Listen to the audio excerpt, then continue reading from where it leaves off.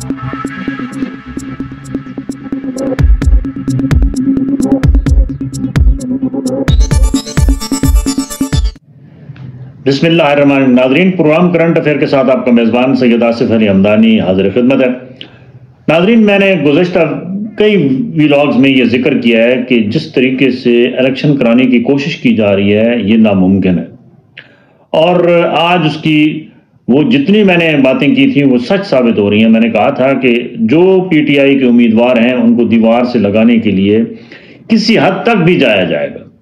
आज आंखें बंद करके तमाम जितने भी जो अहम तरीन रहनुमा हैं PTI के जो बानी हैं, इमरान खान समेत जनाब, तमाम के कागजात उड़ा दिए गए।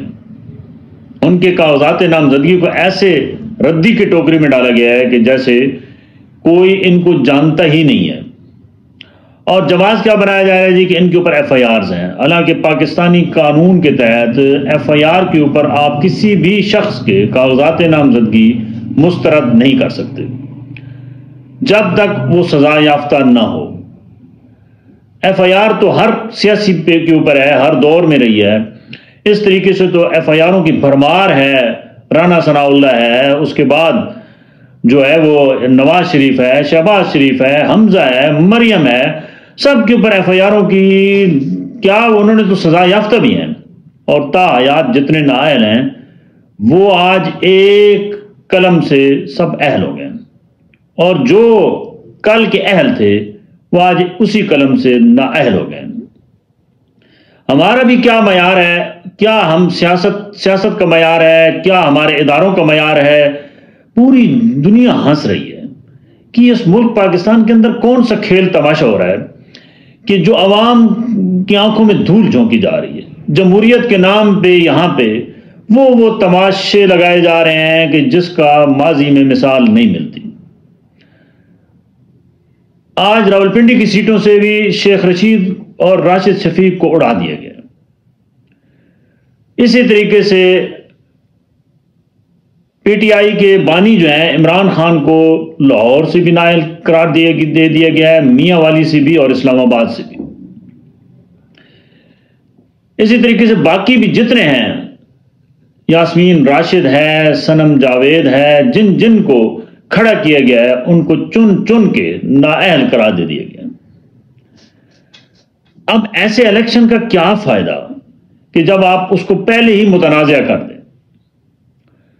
मैं बता रहा हूं कि ये पाकिस्तान की तारीख का मुतनाज़ा तरीन इलेक्शन होने जा रहा है, और जिस तरीके से चीज़ों को कंट्रोल करने की कोशिश की जा रही है, यानी तजवीज़ कुनिंदा, तायीन कुनिंदा जिन्होंने भी कागजात नामजदगी जमा कराए हैं PTI के, उनके घरों पे भी छापे मारे जा रहे हैं और कईयों को उठा लिया गया है।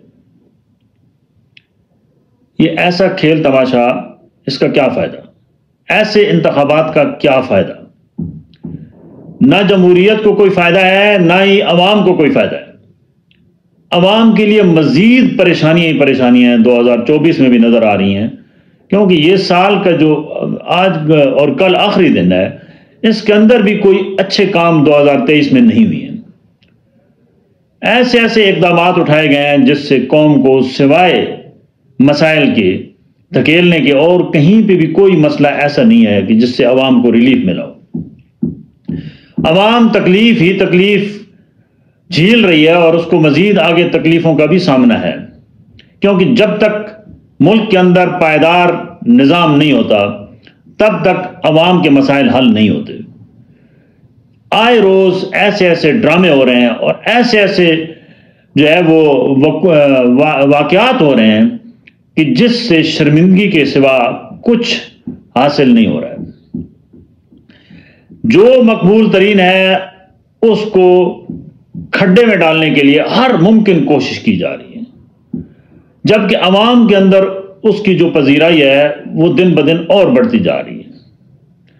और ये बहुत बुरा शगुन है कि जब भी किसी की पॉपुलैरिटी को आप ज़बरदस्ती, चाहे वो नवाज शरीफ हो, चाहे वो मोहतरमा बेनज़ीर भुट्टो हो, चाहे वो जुल्फ़कार अली भुट्टो हो, जब भी आप ज़बरदस्ती उनकी पॉपुलैरिटी को दबाएंगे اور عوام کے جو ووٹ کی طاقت ہے اس کا جو ہے وہ مذاق اڑائیں گے تو پھر کوئی نظام نہیں چلے گا۔ اور جو ابھی سیاستدان پھر اعلی کار چوتھی مرتبہ بننے جا رہے ہیں، وہ کس منہ سے عوام کی جو ہے وہ عدالت میں جائیں گے؟ 8 فروری کو عوام ان کے ساتھ کیا کریں گے؟ یہ جیسے حالات پیدا کیے جا رہے ہیں ایسے تو یہ لگ رہا ہے کہ اس الیکشن کا بائیکاٹ ہوگا، اور حالات اس قدر 8 فروری تک خراب ہو جائیں گے کہ الیکشن شاید نہ ہو سکیں، کیونکہ اس وقت جو صورتحال ہے وہ کوئی تسلی بخش نہیں ہے۔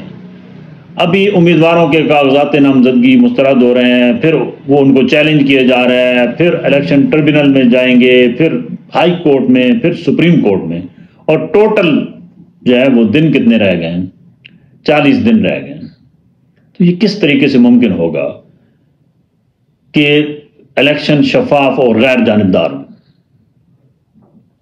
ناظرین، آج اس بات کا تعین کر لینا چاہیے اداروں کو بھی کہ کسی کے اشارے پہ ادارے کام نہ کریں، کوئی بھی ادارہ۔ ہر ادارہ اپنی حدود میں رہ کر اگر کام کرے تو پھر پاکستان کی خدمت ہو سکتی ہے۔ یہ کوئی پاکستان کی خدمت نہیں ہو رہی ہے، بلکہ یہ عوام کے لیے مزید ذلت اور رسوائی کا جو ہے وہ سامان اکٹھا کیا جا رہا ہے، کیونکہ کوئی بھی اگلی جو حکومت ہوگی وہ کمزور ترین حکومت بنائی جائے گی، جیسے یہ انجینئر طریقہ ابھی اختیار کیا جا رہا ہے۔ نہ ہی اس کو عوام قبول کریں گے، نہ سپورٹر قبول کریں گے، تو وہ نہیں چلے گی، اور نہ ہی وہ ڈیلیور کر پائے گی، کیونکہ ادارے پہلے ہی اتنے کمزور ہیں کہ الیکشن کمیشن جیسا میں نے بارگینر دیکھا ہی نہیں ہے۔ نیب کو دیکھ لیں، کتنے بے بنیاد سیاستدانوں پہ جھوٹے مقدمات بنا کے پہلے ان پہ وہ بناتے ہیں، پھر انہی کو خود صاف کرتے ہیں اور انہی کو اپنی ڈرائی کلینر میں ڈال کے پھر کہتے ہیں جی کہ یہ تو سب بے گناہ تھے۔ جس طریقے سے جھوٹے کیس بنائے گئے ہیں، اگر یہ سلسلہ نہ روکا تو یہ سیاسی جو اس وقت آپ نے ایک کو اوڑھنا بچھونا بنایا ہوا ہے، یہ لپٹ جائے گا۔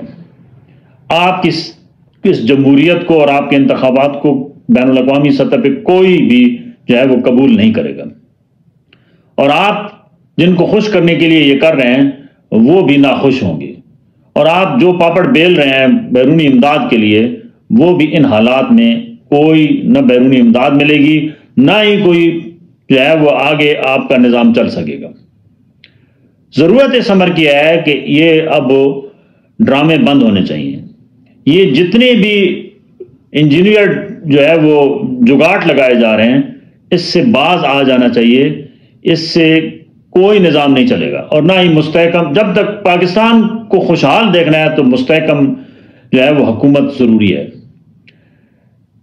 موجودہ حالات کے تناظر میں الیکشن انتہائی جو ہے وہ خونخوار بھی ہوں گے اور متنازع بھی ہوں گے، لہذا ایسے الیکشن کا کوئی فائدہ نہیں ہے۔ اس سے بہتر ہے کہ الیکشن نہ کرائے جائیں اور کوئی ایک قومی حکومت بنا لیں جو عوام کے کم از کم جو ہے وہ مسائل کو حل کر سکے۔ بہت شکریہ، اپنے گرد و نواح کے لوگوں کا خیال کیجیے۔